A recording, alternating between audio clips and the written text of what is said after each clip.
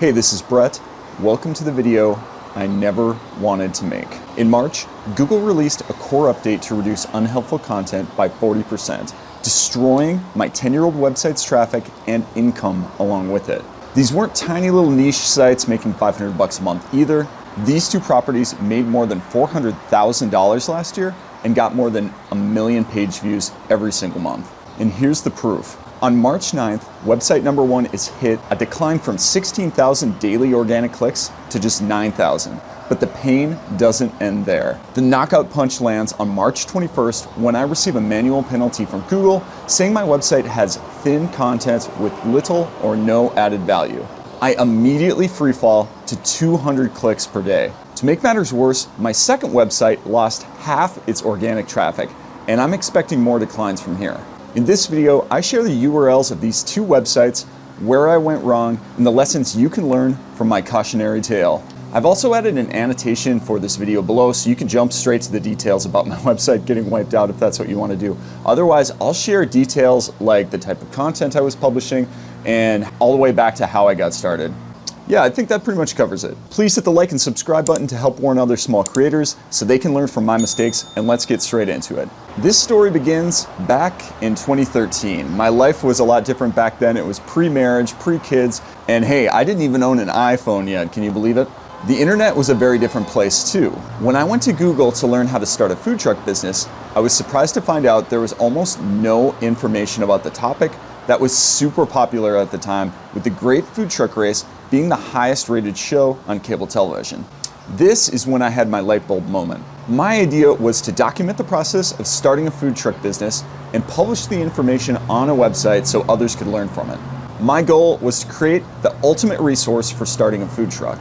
Genius! So I got busy. I registered the website foodtruckempire.com with GoDaddy, and I started emailing food truck owners requesting to interview them for a podcast where I would ask questions about their business. I recorded those interviews with Skype, edited them in GarageBand, and published them as a podcast.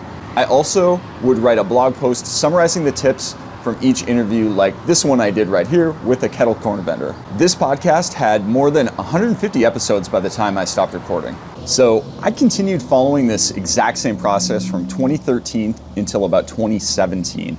Interview a guest, write a blog post, hit publish. That was literally the entire routine. And I saw slow but steady traffic growth using this strategy. But after 4 years of steady blogging, I had a website grossing about $40,000 in revenue per year, and I was feeling stuck. Just check out this traffic chart in Ahrefs. This chart doesn't even start until my second year of blogging, and you can see the progress took a lot of time and it took a lot of effort too. I was proud of myself for having the determination to stick with an idea for so long, but I was coming to the realization that blogging about food trucks, it just might not be a large enough market to ever be able to cover my bills, much less grow into a real online business that could afford to hire a couple of writers, right? And I'll mention too, from 2013 to 2017, I tried all sorts of different ways to make money from the websites.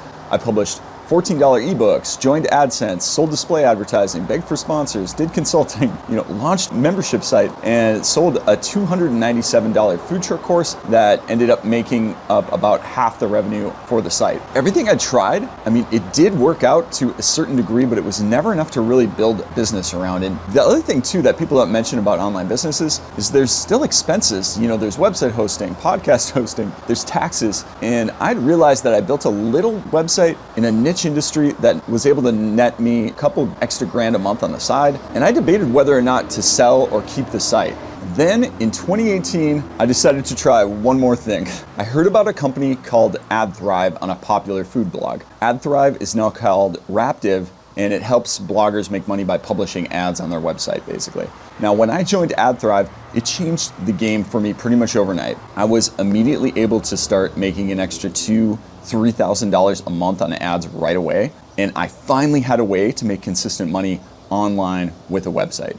And the best part was, if I grew my website traffic more, I would make more money with advertising. So it was a super straightforward business model to run. This is when things really started to get exciting. Now, fast forward to 2020, for the first time ever, I had hit $100,000 per year in revenue and purchased a second website called mobilecuisine.com. Then it was off to the races. I grew revenue rapidly the next few years, making more than $400,000 in 2023. So where did things go wrong?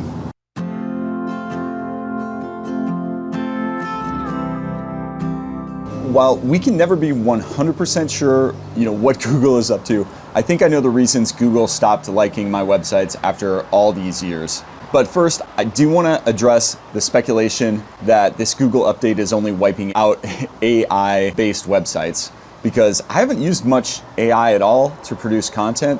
And when I did, it was being used for, making outlines or rewriting small sections of articles over the last year or so.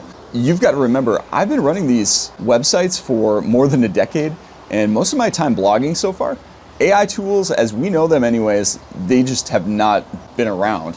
ChatGPT was only released to the public in November of 2022, so that's not the issue with these sites. Now, here's the problem that I think Google had with my sites, and I'm sharing this so that hopefully you can avoid my mistakes too if this is something you're planning to do. The first issue was scaled content abuse. This is Google's policy against using automation to generate low quality or unoriginal content at scale with the goal of manipulating search rankings.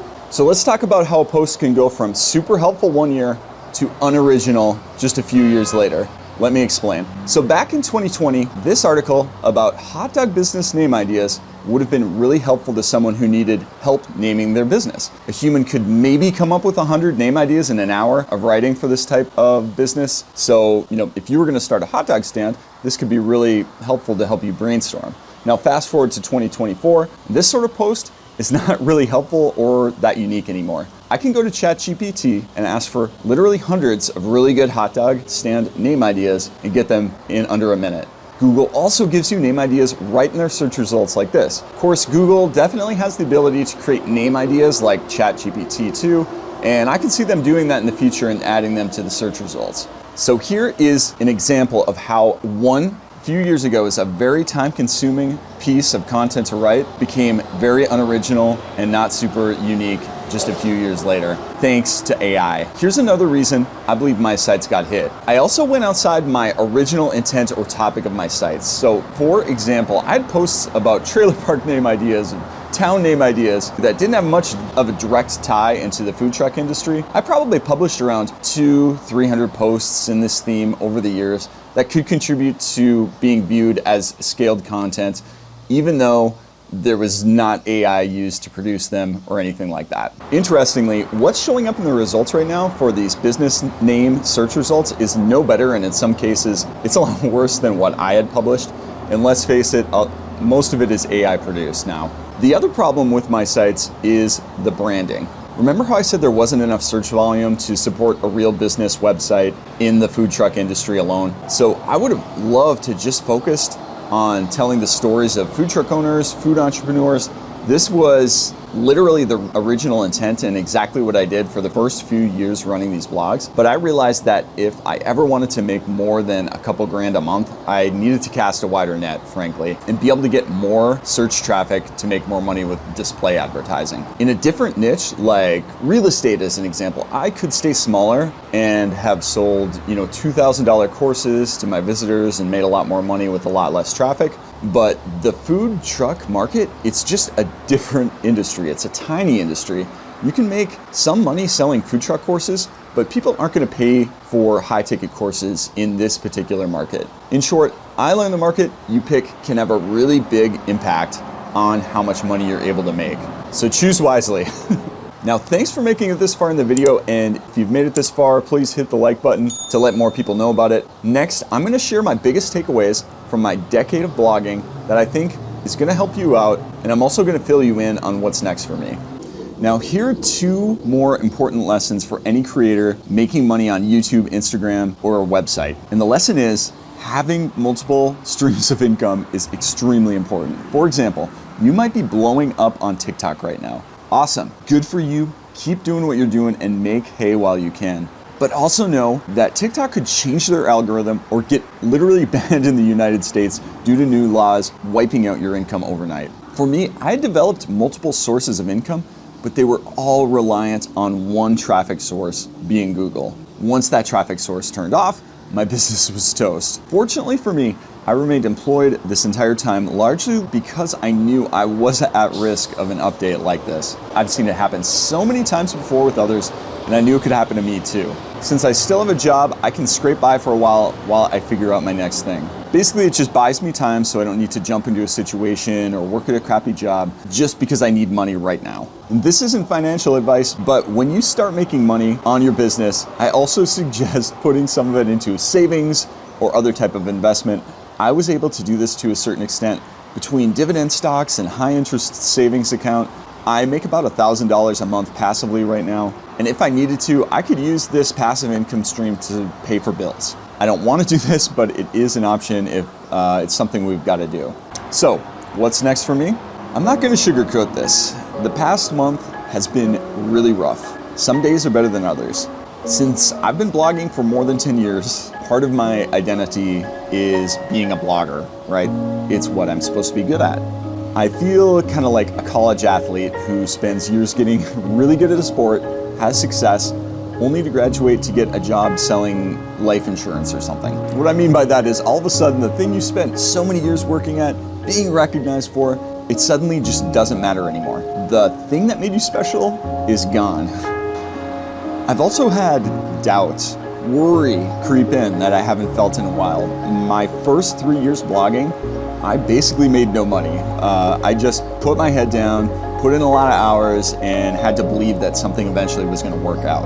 If this were a movie, now would be the point where there'd be this montage where the hero spends late nights rebuilding his business better and stronger, and my comeback would transpire in just a few minutes. But in the real world, you're alone, it's quiet, and you're working long hours on something you were not even 100% sure is ever going to work out. But I don't want to dwell on the negative stuff too long. The fact is this, I made a cool thing. What I created worked well for a certain period of my life. Then things changed. Technology changed. I'm also taking away a lot of learned skills that I can apply to my next thing. I know how to build an email list now. I know how to make a landing page. I know how to outsource work. I've made money online before too, so I know it's possible for a regular person to do. And now, on the bright side, I finally have the time and the opportunity to move on to something that could potentially be a lot bigger than what I was working on before. As for my next move, I'm going to give myself 1 year to grow a YouTube channel about business. The next 12 months, I'm going to be laser focused on basically getting better at YouTube. This means making better videos, better thumbnails, sharing more interesting stories, and hopefully growing an audience. At the end of this 12-month journey, I'm going to reevaluate and just kind of see where things are at, decide where to go from there. I know there are a lot of channels that talk about business already with much better video production than me, but I'm hoping to be able to carve out a little niche for myself. If you're still here, please hit the like and subscribe button, follow along over the next 12 months, and we'll see what happens here. I don't know if my videos are going to end up remaining in this format. They're probably not going to. I've got some different ideas on the type of content I plan to make, but I am going to come back from time to time, give an update where the channel's at, where I'm at with it, if I'm getting followers, building an audience, making money, that sort of thing. Hopefully, you're on the ground floor of a massive YouTube channel. Thanks for watching, and we'll see you in the next one.